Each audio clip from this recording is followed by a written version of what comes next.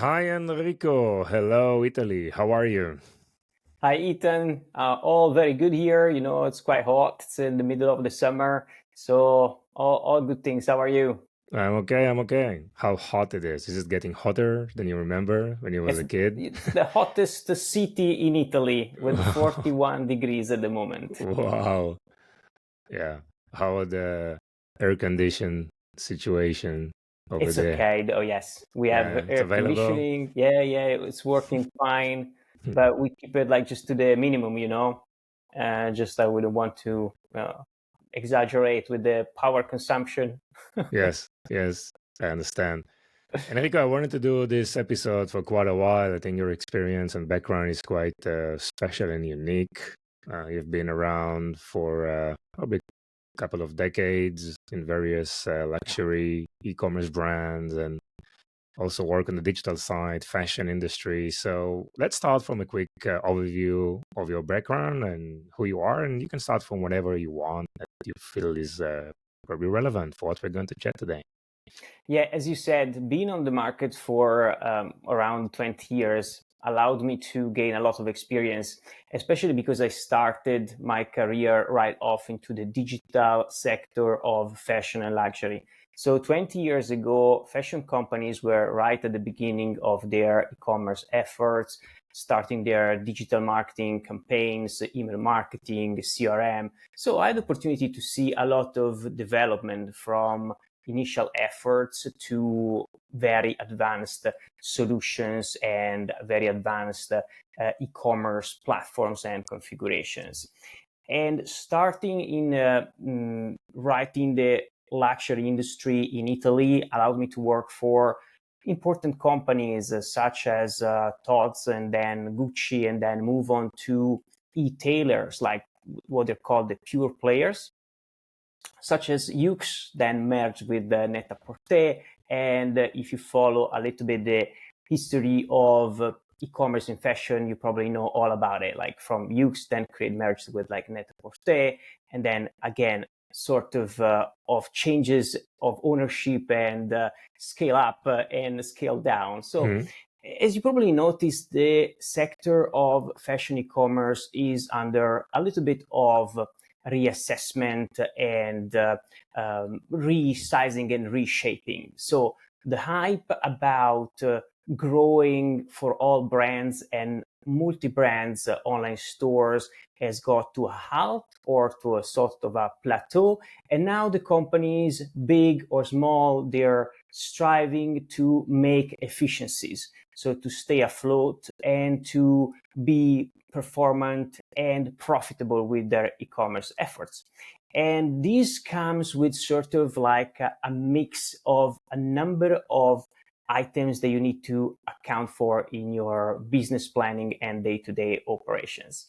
And so just to complete like what I was saying, I had the opportunity to work as e-commerce manager for several companies in the fashion and luxury industry, both in Italy and abroad.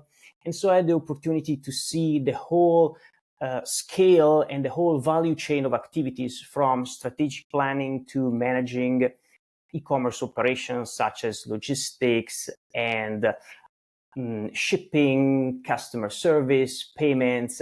So I had the opportunity to see and to manage 360 degrees of e-commerce operations. Amazing. So this journey is quite intense in terms of, I mean, you work on the marketing side, you work on the digital platform side, also on the back end things with supply chains and so what's changed lately in the fashion industry? What do you see are the updated trends? Maybe we know a lot about sustainability and refurbished and a lot of items. Is it something that Italy is also experiencing, or how the market has evolved throughout the years? Yeah, that's very interesting because, for example, the topic that you mentioned, sustainability, Mhm. it's very interesting. It's up for discussion in many fashion companies. So fashion brands cannot do without a sustainable component, but sustainability is not at the heart of Mhm. fashion brands or the fashion business. So it's like an aspect that is growing in importance, but it's like growing little by little. So customer expects a little bit of sustainability in the products, a little bit of sustainability in the practices. So how they ship the products, for example, trying to save on packaging, try on reducing the number of returns to avoid back and forth of products.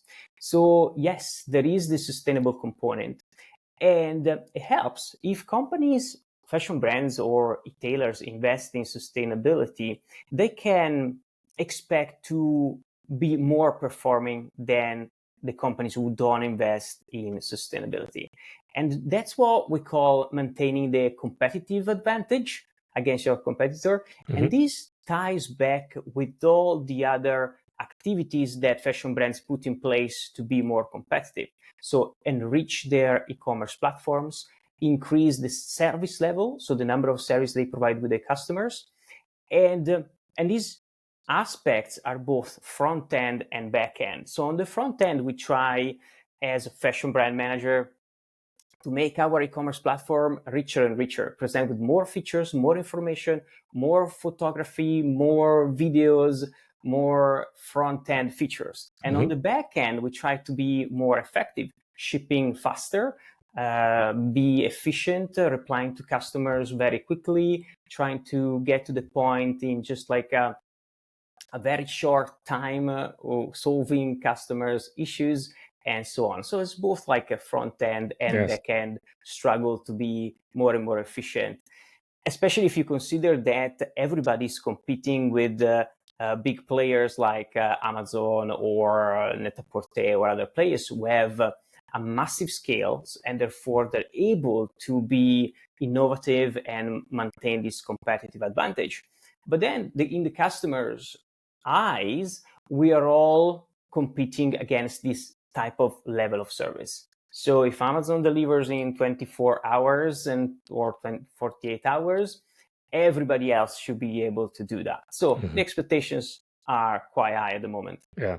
Yesterday I interviewed Derek Vidal, who is like Facebook advertising expert from the US.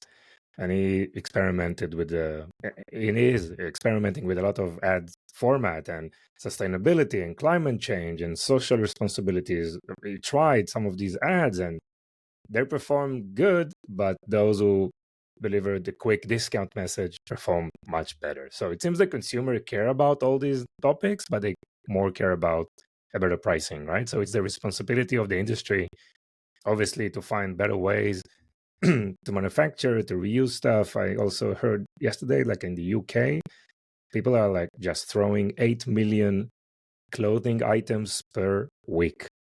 Yes. Right? Yes. It's really crazy the amount of numbers. So great. So I know you also talk a lot about e-commerce profitability, right? And there is a roadmap for growth and profitability. So let's talk about your methodology and your experience around, because there is a lot of focus these days around profitability. Obviously, just maintaining growth, but profitability is much more important. Or let's say both of them are important. Sustainable growth with improvement in operational efficiency and analyzing marketing channels and supply chain just to make the whole operation profitable. So let's talk about your thoughts around e-commerce profitability and your process around that. Yes, that's exactly one of my focus points, as I told you before. So just considering a bit of like history, for example, Yux.com, who started in the early 2000s, it took probably about 10 years to become profitable. And that is because the margins that they made on the resale of products were only sufficient to cover up to some point the cost structure that they had. So the cost of shipping, the cost of photography, the cost of developers. So online also the cost of developers and information technology stack, it's quite important. So if you add up all this cost, it could be that the margin that you make on your products is not sufficient to go to break-even point. So companies like Yux, however, had the possibility to scale up and increase the volume of sales up to a certain point where they became profitable. However, there are lots of medium-sized fashion brands who don't have the possibility to scale up that much because simply they don't have the volumes in manufacturing products. So for large companies, okay, they can focus on increasing the volume to get to a break even, and so they can get away with it up to a certain point. For medium-sized companies, they really need to have an eye for the cost details. So to list all the cost items and be aware of all the cost items in their P&L, in the profit and loss of their e-commerce channel, and analyze one by one and understand how much each single cost take up in percentage. So for example, you have e-commerce platforms, they charge you a percentage on sales. Or you have, if you sell on marketplaces, you know that each marketplace takes up a percentage on the sales, whether it's like net or gross, but they can take up, let's say, 20%. So if you add up all these 20% for cost of marketplaces, 2% of cost of your own e-commerce platform, 5% of cost of logistics and shipping, or 10%, depending on how heavy your products are and how much you invest in packaging. So that's, for example, another thing to look at. If you spend a lot of money in your packaging, that also increase to the percentage of the cost of the logistics. So once you have analyzed all your cost items and put them in a percentage on the total revenues, you can break down and then try to optimize every single cost. And this is just a part regarding the cost management or cost control of e-commerce. Then there is the part related to generating revenue, driving growth, and managing the different sales channels. So for example, generally companies have their own direct e-commerce. They have marketplaces with which they integrate. And then they have, let's say, the omni-channel part. So they can have digital sales in stores. So all the sales that are managed by via iPad or via e-commerce stock, but they are actually done by the personnel in the stores. And then there are some form of innovative type of sale or omni-channel. And when you turn your website as a brand into a marketplace and you allow other reseller to sell your own products on your marketplace. And this is a strategy to optimize the overall stock that is present in the market. Because sometimes brands are also faced with the situation where their own resellers have stock left over at the end of the season. And as a brand, you don't want these products to go on discount in cheap online sales channels. So it's better sometimes just to allow your resellers to resell their products to your official website. So, and this is the part related to the revenue generation. Once you have control of your revenue streams and control of your cost details, at the point you can really aim at having a profitable digital business. I guess it's those parameters are changing in relation to the life cycle of the company, right? Of the brand. I mean, if you're just started, obviously there is investment need to be made. You don't know exactly on which channels are going to be effective. So there's a lot of experimentation, correct? And then when you grow a little bit, you zero in on your channels that are working better. You optimize your inventory better. This is the standard evolution of any new brand, right? So yeah, it is. However, sometimes it's more complicated than that. Sure. So there's no a standard growth path. There's no like a specific mandatory step-by-step guide that tells you start with your own e-commerce with a simple platform, then you grow, change platform, expand on marketplaces. Because some brands just start right away selling on marketplaces. So it could be that they start on marketplaces and then they implement their own e-commerce, or vice versa.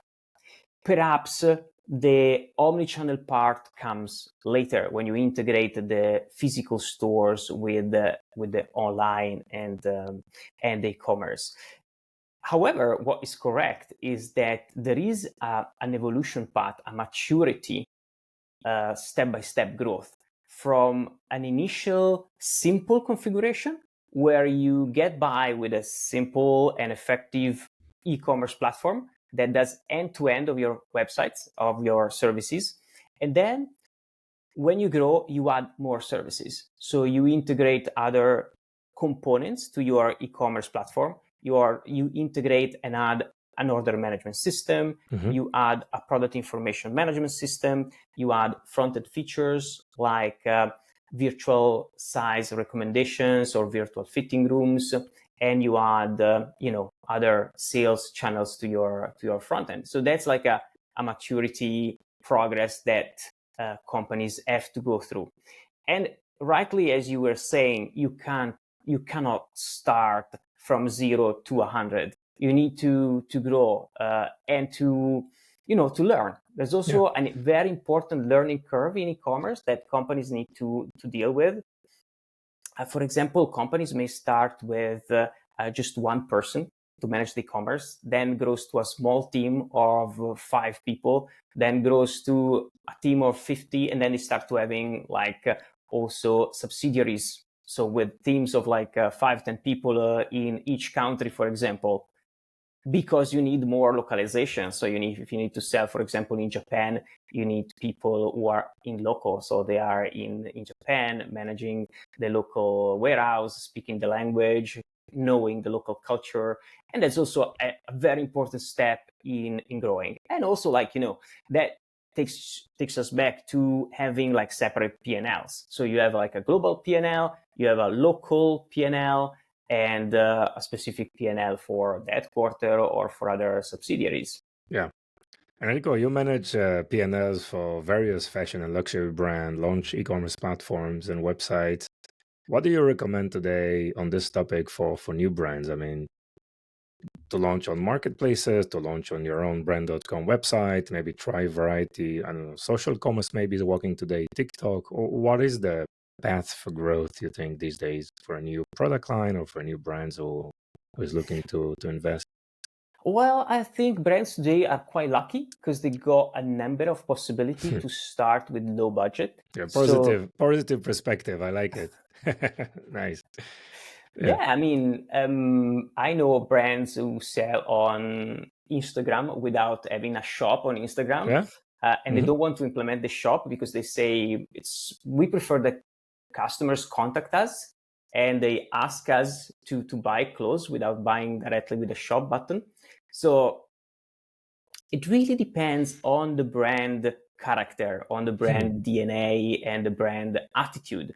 So there are brands who have a strong creative director who is the face of the company and maybe it's got thousands or millions of followers, and the brand can easily exploit that channel. So start selling on social media with the face of the owner or the creative director very easily. Or there are brands who prefer selling on marketplaces, as we said, because they find it which is the easiest way. Maybe don't have a strong face to put on the social media, so they prefer maybe have a strong value proposition for their products, so they are competitive, and so they prefer to sell on marketplaces. Or maybe they have a strong let's say bricks and mortar presence. So they have a strong presence at brand awareness level created by having a network of retail stores. And in this case, they can leverage their direct e-commerce, brand.com, and also integrating the e-commerce brand.com with the bricks and mortar stores. So there are different options that brands can take or retailers can take in order to approach the digital business. Yeah, so what I hear you saying is actually you need to analyze what are your strengths, what you're good at, where you're more comfortable, and leverage that experience. It can be a channel, it can be any type of past experience that you have that you can quickly leverage and get some sustainable results and grow from there. Yeah, your strengths, your assets. Yes. What's available in the company that is quick to start with? Yeah, look inwards, analyze internally what's your strengths and weaknesses, and then develop the approach around that. Great feedback. Yeah. Maybe with the help of some, consultants or advisors. I mean, somebody who can guide you at least at the beginning in this initial effort. And that's very important because every channel, every decision you make, every effort you take, I mean, it's getting more and more complex and more complicated, each one of those channels, each one of those. But whether you work with a 3PL or whether you choose one of the marketing channels, you need to optimize to get some analytics. It's getting more and more complicated. Each one of those efforts requires expertise that it's very, very important to outsource. And when you do the work on a day-to-day basis, and how do you prioritize the flow or the topics that you select? What are some of your project management tips around prioritization topics? Yeah, thanks for the question. So my other passion is project management. So I took a certification with the Project Management Institute. I took the Prince 2 certification in London. And so I had the opportunity to learn some specific planning techniques. So how to establish quite in detail the effort that you're going to put into a project. And possibly also determine the return on investment of the project. So generally, companies have a lot of ideas. They would like to do X, Y, Z, but they don't know exactly how to prioritize these X, Y, Z. And what happens is that they just, somebody who's sometimes the senior manager or the person responsible for the channel decides based on his or her own experience.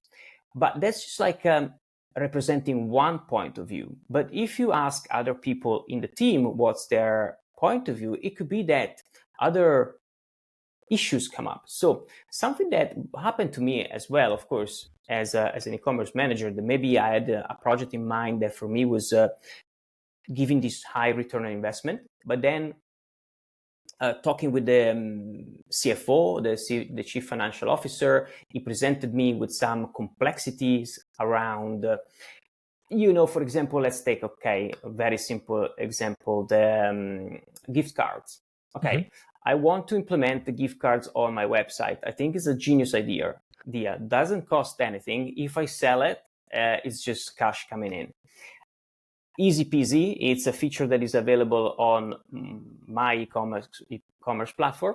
I speak to the CFO and she tells me, well, this creates a problem from accountability standpoint because all the money you get from gift cards are a cash advance. So we need to handle in a specific way from an accountability standpoint.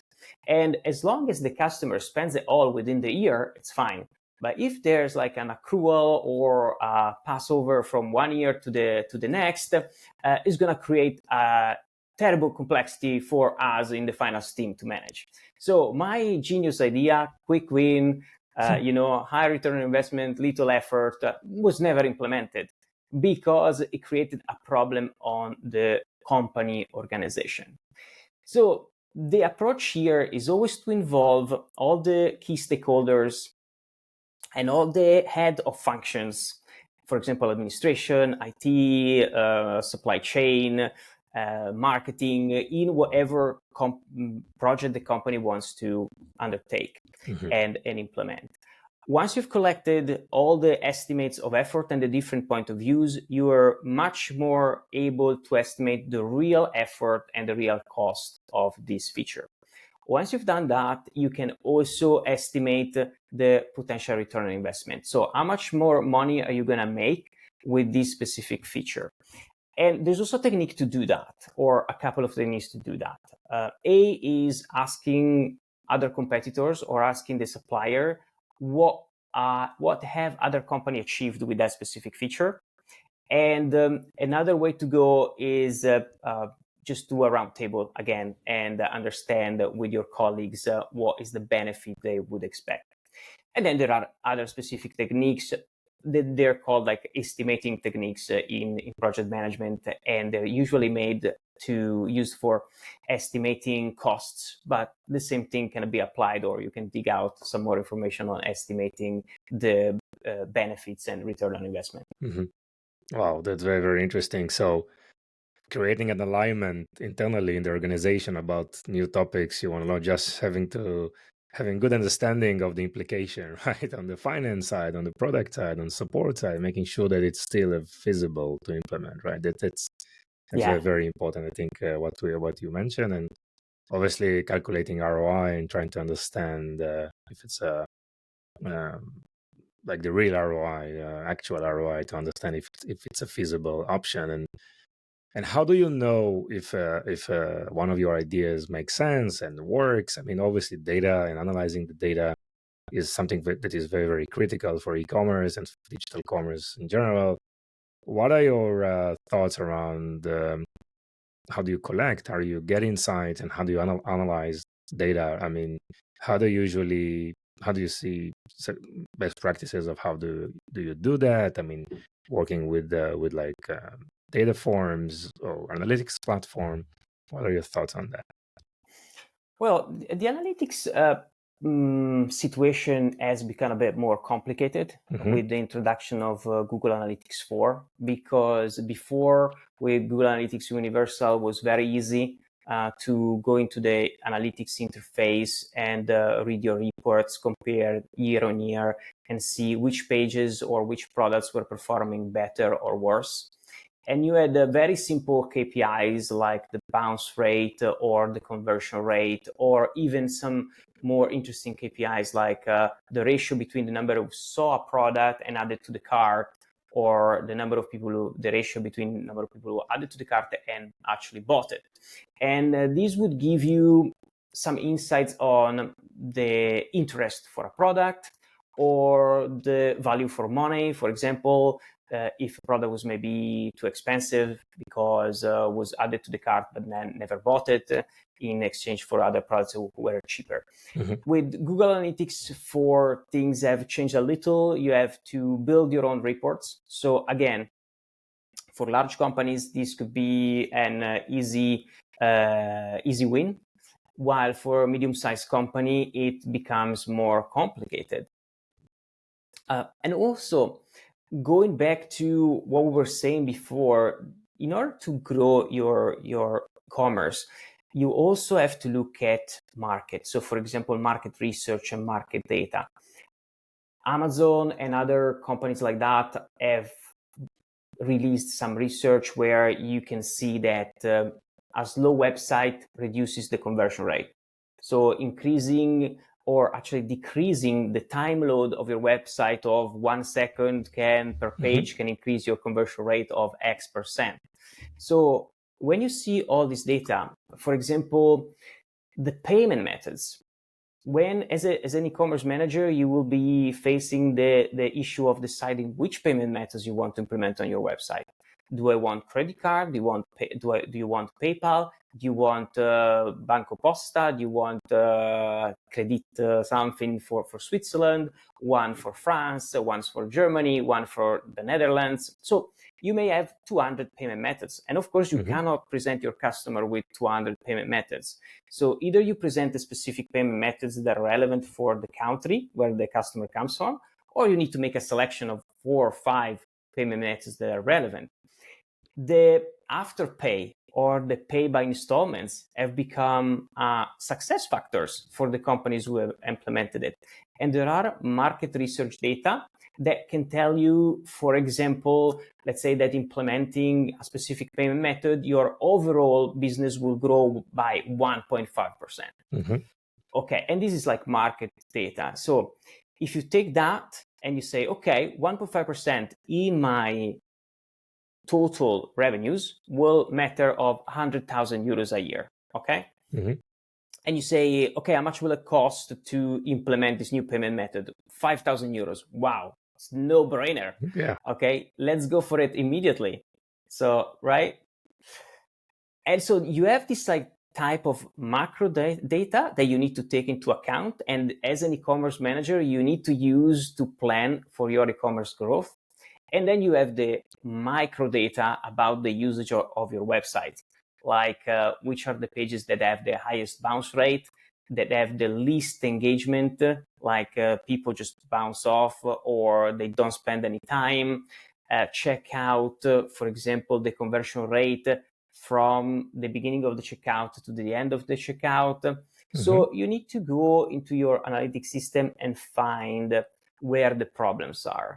So comparing, for example, which products are performing well, they have an high engagement rate, people spend the right amount of time on the product page looking at things, and the products that people just don't spend. Maybe you have some products where people spend 50 seconds because they look at the images, you look at the videos, they check the size chart, and then products that people spend on only 10 seconds on. What's the problem with that page? Okay, so there could be a problem with the page. Or it could be that an advertising campaign drove a lot of traffic to that specific page that wasn't relevant for the users. And here, a bit of complexity and more in-depth analysis is necessary to understand, for example, the traffic segments. So you should take into consideration the same traffic segments, how it performs on different pages, and then how different traffic segments perform on your website in general. So to analyze which traffic segments are performing better. So there is a bit of complexity also to add to that. And again, some maybe consultants specializing in analytics can help you, to make some clarity within this scenario. Yeah. Wow, Enrico, very, very interesting. So you took all your extensive experience and success you had and launched a digital fashion academy, right? Oh, yes. Yes. Good.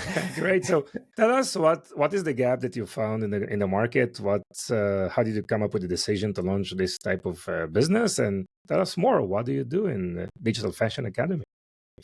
Yes, again, I'll tell you my story. After changing a few different companies as e-commerce manager, I noticed that some companies were really strong in some areas, like, for example, finance or logistics or marketing. And then the next company would have the opposite problem. So they were, very strong in web development and creative department, but they were lacking a solid logistics, able to manage like an e-commerce. Like some companies are not even capable of managing a direct-to-consumer approach. They don't have the capability to do a pick and pack and ship, for example. So other companies don't have a clear vision of the costs of e-commerce, for example. So I thought, after changing different companies and learning a lot from the managers I had the opportunity to work with, I thought, okay, I want to take everything I know and put it in online courses so that companies who are struggling with a specific area, they can just go online, buy an hour course, and get all the experience from me, the experience I got from other companies in an hour condensed course, and learn the best practices and see how other companies do it. So I think it's that simple. And now I'm working on this as we speak on launching these courses. Wow. So what are the topics that you cover? We started with the e-commerce strategy and also fashion business, like explaining the positioning map. So how do brands differentiate themselves in terms of style, in terms of positioning, and what are the distribution strategies, like from offline to online, directly operated stores, franchisee. So in order to have an understanding of how the fashion business works, and then we move on to the digital strategy, like how companies can be successful implementing their e-commerce website, their online presence, the digital marketing campaigns, digital strategy, omni-channel, and then also some technical stuff, like, for example, how does an e-commerce platform work? What are the components in an e-commerce ecosystem, how to integrate all the different components, and also some other aspects like cybersecurity and privacy. I mean, if you want to manage direct email marketing campaigns and CRM, loyalty programs, collect data, profiling your audience, you need to do all of that in compliance with European law or California privacy law or Chinese privacy law. So you need also like some specific, legal advice. And we invite specialists from legal departments or legal studios to come and share with us the best practices.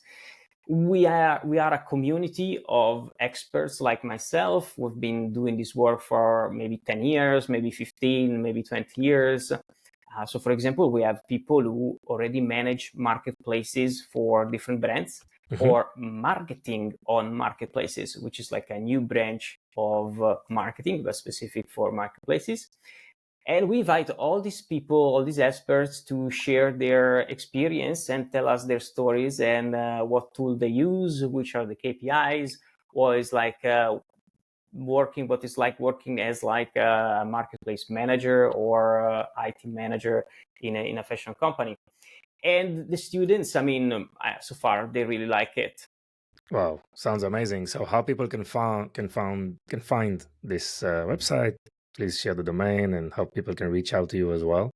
Yes, we decided to keep it very simple. So the domain is digitalfashionacademy.com. And once you go on the website, you can find out everything about the teachers, about the training programs, and the courses that are available are already, you can just buy them online. And if you have any question, you can simply reach out to us or set an appointment with myself or other consultants who can guide you through the best training program for you. Amazing. And we will add this domain and the other details to the show notes as well. Thank you very much. And Enrico, this is the time when usually I ask my guest about a fun fact about themselves. So you have one you want to share with us? Well, fun facts about myself. More than fun, I am, let's say, in my spare time, I like playing guitar. I like doing sport and also keep developing my websites is also like part of my, my passions. And so I do it with great pleasure. Nice. Enrico, anything else you want to add? But I think there are also some, I would suggest also to dig into some, some learning about soft skills, because we talked about, yes, e-commerce and manageable e-commerce, yes, but then a lot is like related to dealing with people and trying always to make everybody happy in the end, especially since we work in distance most of the times. I think the human component is even more important. So wow, for sure. Yeah. Thank you for mentioning that. Very, very important. Yes. Yeah. So focus on that, building relationships, and then building e-commerce. That's a great summary. Thank you so much, Enrico. Thank you, Eitan.